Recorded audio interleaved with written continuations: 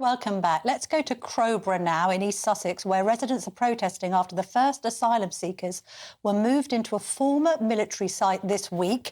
Simon Brown joins me now, one of the residents. I believe, actually, Simon, that this military site's very, very close to your house. It is, yeah. I literally live next door to the main entrance to the camp. They've been moving them in at the rate of about 25 to 30 illegal asylum seekers in the middle of the night since Wednesday. So we estimate at the moment there's between sort of 50 and 75 in there currently. Why do you think that the Home Office has decided to move them in the dead of night under cover of darkness? We don't know. To be honest, we don't really believe anything that the Home Office tells us anymore. We were told before Christmas that there was going to be 72 hours notice. In the end, it was 7 hours. So you can make your own assumptions about the information that's coming from the Home Office. And Mr. Brown, I can see you surrounded by fellow residents. Just tell me what's been going on this week and specifically this morning, because the protests there are clearly hotting up.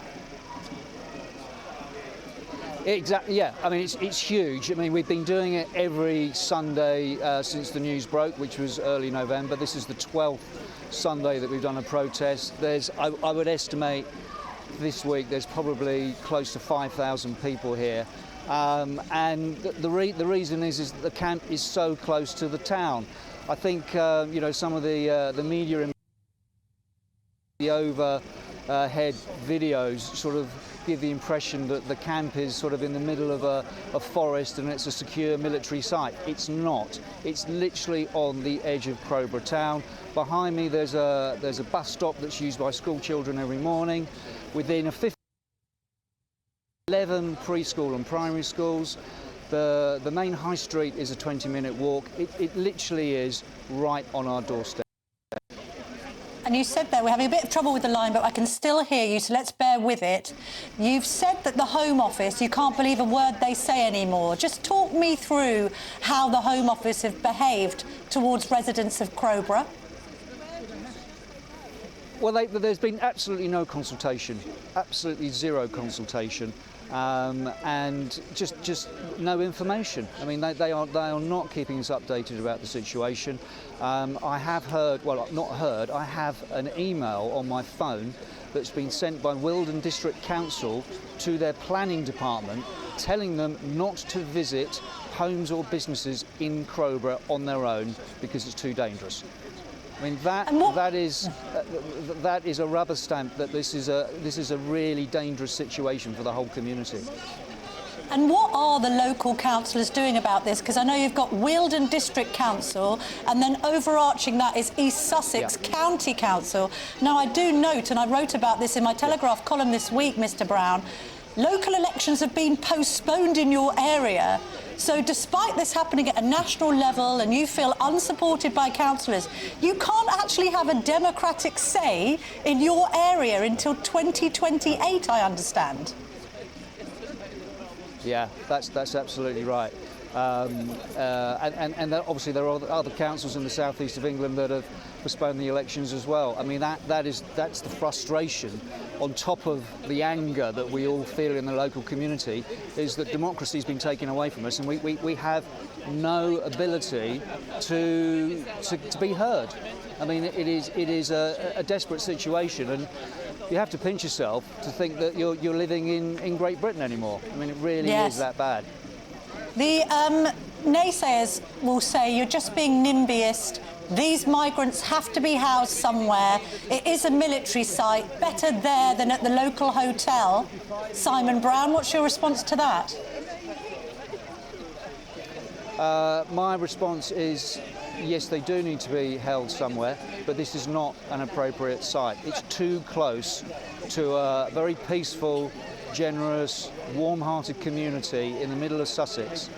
You know, if it really was a military base, isolated, you know, miles from anywhere, and it was secure, that's the other point. These illegal immigrants can roam freely 24 hours a day. And we've been told by the Home Office the process is when they leave the camp, if they don't return to the camp within 5 days, they contact them and they ask them, do they still need accommodation? That is the process, and that is frightening. Yes. And are all of the people coming in all young men, Mr. Brown? I've not. I can't verify that. We've not seen them, so we don't know.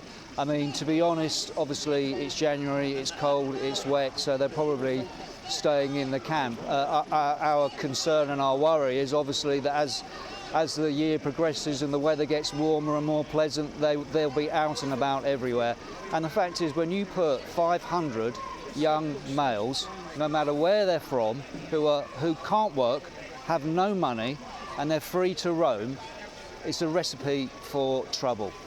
Yes. I mean, are you worried about, I don't know whether you've got daughters or granddaughters, how personally worried are you about women and girls in your community now, Mr. Brown, to finish? Yeah, I mean, I'm fortunate. My daughters have both left home. They're in their late 20s, but we've got neighbours who have got young children, and they're petrified. They're petrified. They can't walk to school anymore. They are so worried. And can I just finish, Camilla? Can I just say a big thank you to you and all the team at GB News for keeping this story in the spotlight. Everybody in Crowborough really appreciates it. All right, Simon Brown, thank you very much. Good luck with the protests today.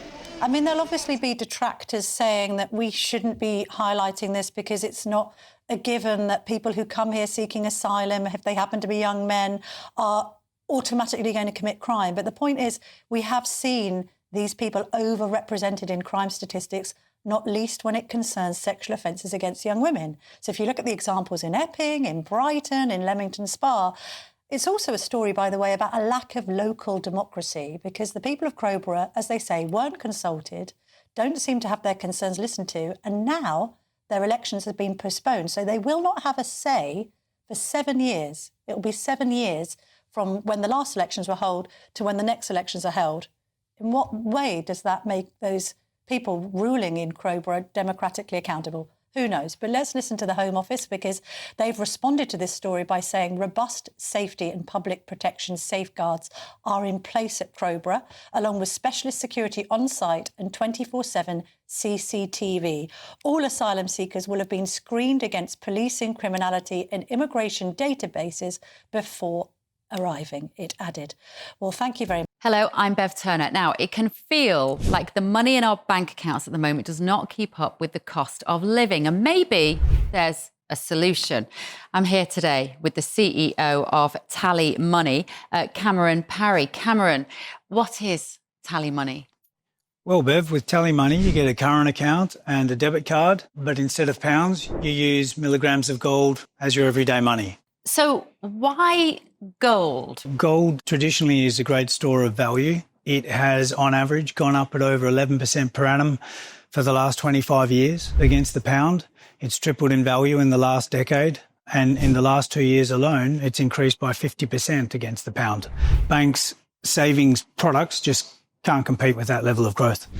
But this isn't just about gold. This is about a currency that you guys have created at TallyMoney. Explain it to me as though I'm an idiot. So, look, people need to be able to hold their earnings and build their savings in a money that retains its value and remains in their legal control and remains theirs to access, away from government control. Great. You had me at not exposed to government control. You should feel safe and happy with your money. You should have peace of mind. The more money you see in your bank balance, and that's the type of thing we're trying to deliver, and give people choice in the type of money they get to use every day. Brilliant. Thank you so much, Cameron. Thank you.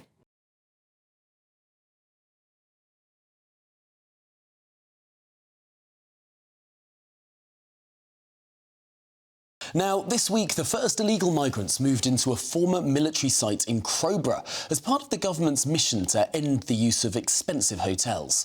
Well, later this morning, hundreds of protesters are expected to descend on the East Sussex town. Wealden District Council has said it's considering legal action against the decision to house these illegal migrants in this former training camp. But the Home Secretary, Shabana Mahmood, has vowed that the government would defend any legal challenge vigorously. Well, let's go to that protest now. Our very own national reporter Jack Carson joins us live from Crowborough. Jack, a huge strength of feeling from the locals. Certainly, and those hundreds of protesters have very quickly turned into thousands now. We're on the march in towards the town centre of Crowborough here. Of course, they very quickly filled the entrance to that training camp where now, as you rightly mentioned, the first illegal migrants were moved into those military barracks while they await their asylum claims to be processed. Gray joins me now here on the protest. Gray, you've come along today. Why have you wanted to come along? Why have you wanted to be here in protest? Well, I just really want to say that to have 500 young men, sex-driven probably, or many of them, to have them with nothing to do all together is just asking for trouble. It's insanity. Now, what do you make of Shabana Mahmood, who says that the reason that they're using training camps like this and ex-military bases like this is because it's better for the taxpayer in terms of trying to close asylum hotels, it's better for communities? Is she not right in her thinking there? Well, the cost is something to bear in mind, but then I really don't think we should be paying for these guys at all.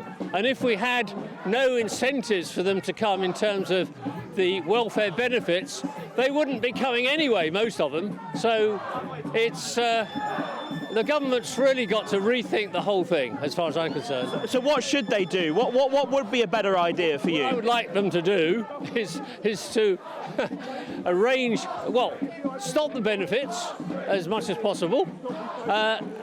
Certainly not allow these guys to I don't know, either put them in prison or control them in some way and eventually make sure that they go back. It's just as simple as that, really. We do not wish to be Islamised as a country and have our culture, have the West. The West has been weak because we're so tolerant.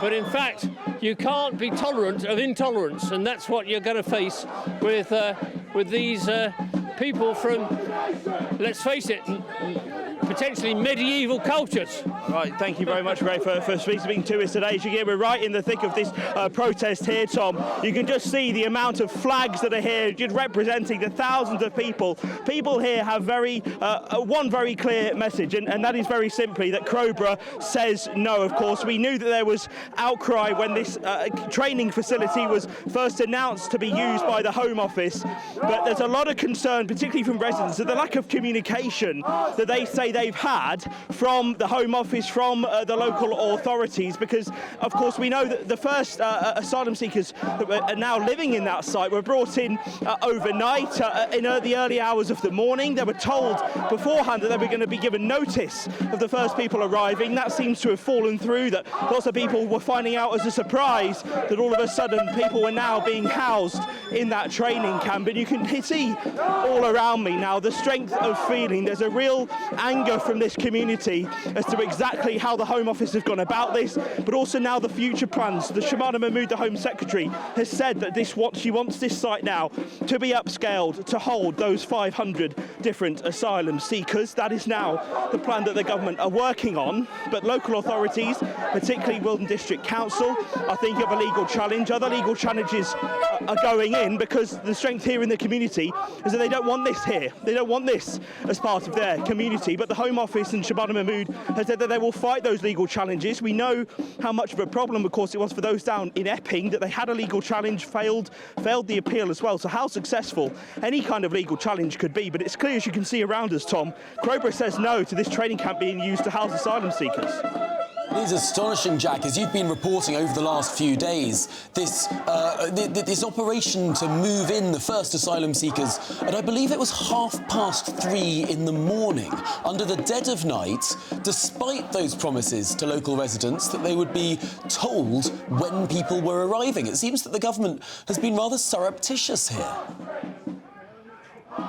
And that's what's really worried people, that they've got no sense now of the numbers that are currently in the site. We spoke to one gentleman who lives probably one of the closest to the site, both Simon Brown and also a guy called Dave Williams, and he's worried for his own daughter's safety now. He says he spent £3,000 on securing his back garden against the site. So it's clear there's a lot of worry here. And of course that often comes from the lack of communication. And as you were saying, 3:30 in the morning, so when it's reported that the first asylum seekers entered that site, more have come in the days. It's only because local residents here have taken it upon themselves to form their own groups and form their own community groups, so that they have any sense really of the numbers that are now currently staying in that camp. And that lack of communication, as we were saying, has caused a lot of worry here in this community. Yes, and of course, while it's important to recognise that not all of these people will be committing crimes in the local area, there have been cases around hotels, there have been cases around sites where illegal migrants have been housed that have deeply concerned local residents. There have been cases of illegality, again, not suggesting that everyone there will be committing those sorts of crimes, but there have been cases where these kind of migrants have. That is true, and we were told by one local resident earlier that in his local post office they've cleared the shelves, and you have to ask for the items that you want to buy, because that shop, that community local shop, local business is worried exactly about what might happen, that if there were to be a rise in shops. First here, when this site was first announced to be planned to be used, people were telling us that it's not a 24-hour police station in the town, and so that was one of the main concerns for them, that yes, okay, that the Home Office say that there is a 24/7 security on site, that there's a sign-in, sign-out procedure, but the fact that people can come and go with no idea of their whereabouts, that of course is one of the other things that's causing concern. Well, Jack Carson, thanks indeed for being there at that protest. It's clear the strength of feeling from the local community there. We'll be catching up with you a little bit later in the programme. Jack Carson, our intrepid reporter there. We should say the Home Office has said that there is a robust safety and public protection safeguards have been placed in Crowborough, along with specialist security on site and 24/7 CCTV. The Home Office adds all asylum seekers will have been screened against policing, criminality and immigration databases before arriving. Now, to clarify, of course, not all of these migrants or those seeking asylum have committed a criminal or sexual offence, although, of course, there have been areas where they have.